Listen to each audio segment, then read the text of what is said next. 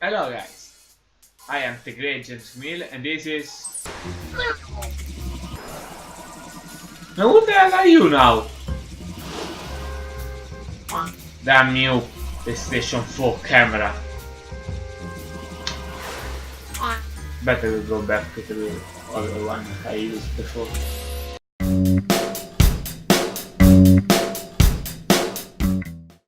So, where was I? Basically, this is the beginning of a new playthrough, the one of Assassin's Creed Unity. I just picked the one of Assassin's Creed Rogue. Check it out on my channel if you didn't see it. And basically, while Rogue was the last chapter in a saga of the Assassin's Creed franchise, basically the North American saga. Basically, until now there have been three sagas. First, the Altair saga, which began with the first Assassin's Creed game, and then had the spin-off made by Gmilh instead of Ubisoft, which was called Assassin's Creed Altair. I actually don't remember how it was called. It was first released on Nintendo DS and then on iOS and I think even Android. And then the last chapter in that saga was Assassin's Creed Bloodline for PlayStation Portable. It was an exclusive, and if you had both Assassin's Creed Bloodline for PSP and Assassin's Creed 2 for PS3, you could unlock secret items in both titles. I think you could unlock some kind of hidden gun in Bloodline and some weapons in Assassin's Creed 2. Then there was the Ezio saga, which began with Assassin's Creed 2, and then had Road and Revelations. But since Revelations featured even Altair, there might be some debate over if it was only a chapter in the Ezio saga or if it was a chapter in both sagas, Altair's and Ezio's. Then there was the North American saga, which began with Assassin's Creed 3, then Assassin's Creed Liberation, Assassin's Creed 4 Black Flag, and lastly Assassin's Creed Rogue. And Assassin's Creed Black Flag DLC Freedom Cry should be considered a chapter as well because it was released even as a standalone title. When I began Assassin's Creed Rogue, I first did an episode 0 like this one to introduce the game because since it was the last chapter in a saga, I had to basically do a recap of what happened in that saga so far.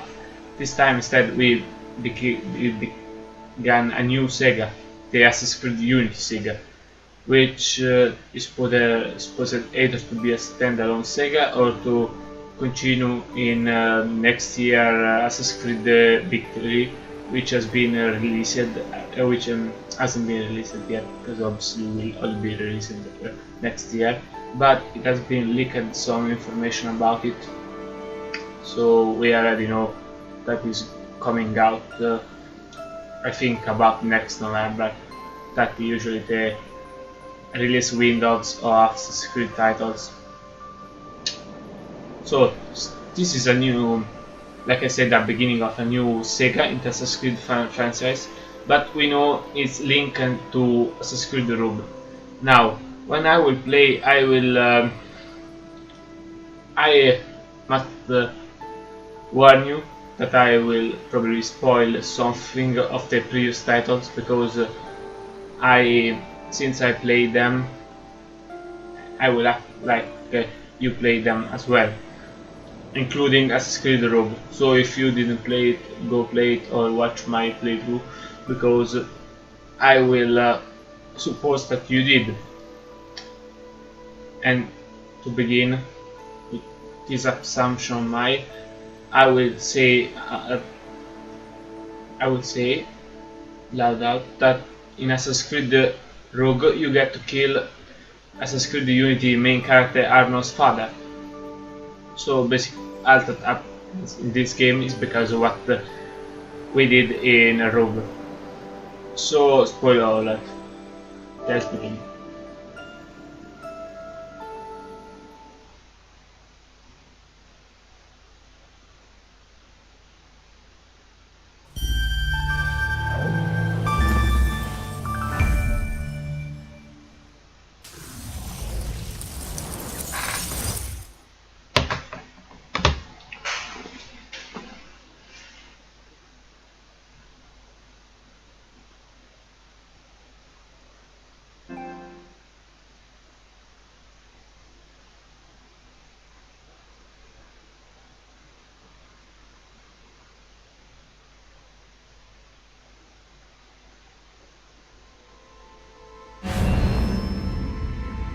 Here we are, main screen of Assassin's Creed Unity.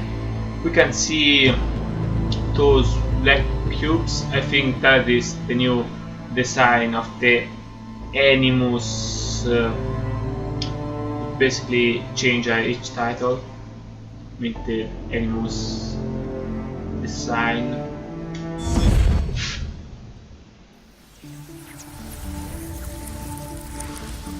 The past is not lost. The past lives inside us. Encoded in the double helix are the experiences of our ancestors. After 3 decades of research, our engineers have forged the cutting edge of biotechnological interfaces. We have unlocked the lives of our forebears. We have opened a window into the past. Ooh, Da Vinci's flying machine. Immersion entertainment. With the press of a button, you will experience the most pivotal moments in history. Like an evolution. All from the comfort of home. Welcome to Helix, where the past is your playground. So basically, Abstergo Entertainment released an home console.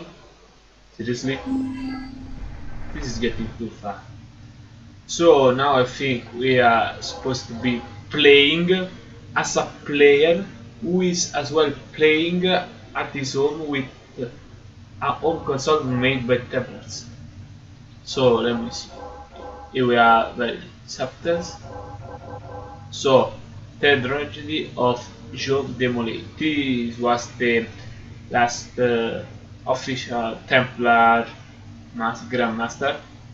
He was killed by a French king, I think, because basically the Templar Order lent these kings much money, and the king could not pay back, and since he was a king he just decided to kill them all.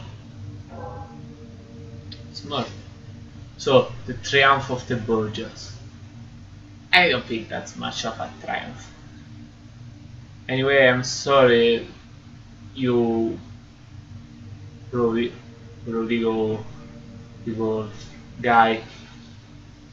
Now that I watched all the 3 seasons of the series with Jean Duman, I just can see you as Rodrigo.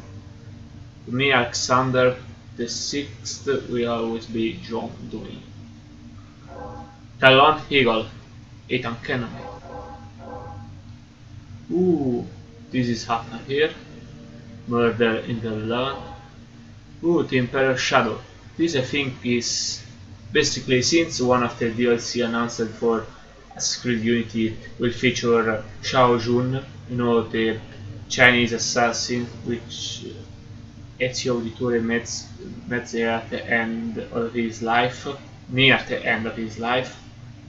will basically the DLC will feature her, and since the DLC will be for this game, I think after I buy and download the DLC, this icon, this main menu will change from locked to unlocked AI. I will play beginning here. Then Fear Laughing in Florence. This I think it should be Ezio Saga. I mean, the outfit is from Brotherhood. Florence was featured in Assassin's Creed 2, and let's throw in a revelation just to make number. Washington and the Wolf. Yeah, Radonageddon, also known as Connor Kenway. The Liberation on Lady Evelyn. I played this game 2 times. Once on my Vita and the second time on my PS3. Why did I play it 2 times? Obviously for the trophies. Devils of the Caribbean. This is kinda fun because Devils of the Caribbean is the name which according to the, I don't know what to call it, the lore of the game, basically the Abstergo Entertainment release obviously censored version of Edward's adventure with this name. Actually, I'm not sure they feature Edward. I am sure they feature Blackbeard and the other pirates, but I'm not so sure. While in Liberation we see that basically the story is censored, but thanks to an hacker which contact us as the player, we can get the uncensored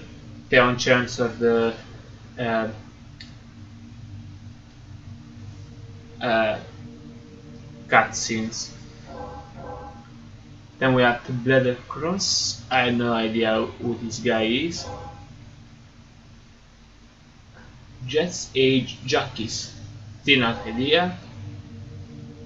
Hell in Hibernia. Still no idea. Anyway, they are all locked except for the tragedy of Jacques de Molay. So let's see this.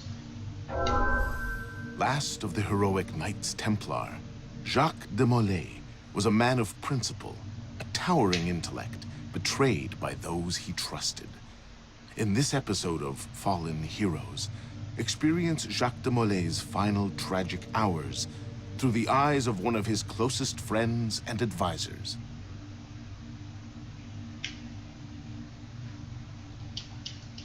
I cannot go back. I can only play this.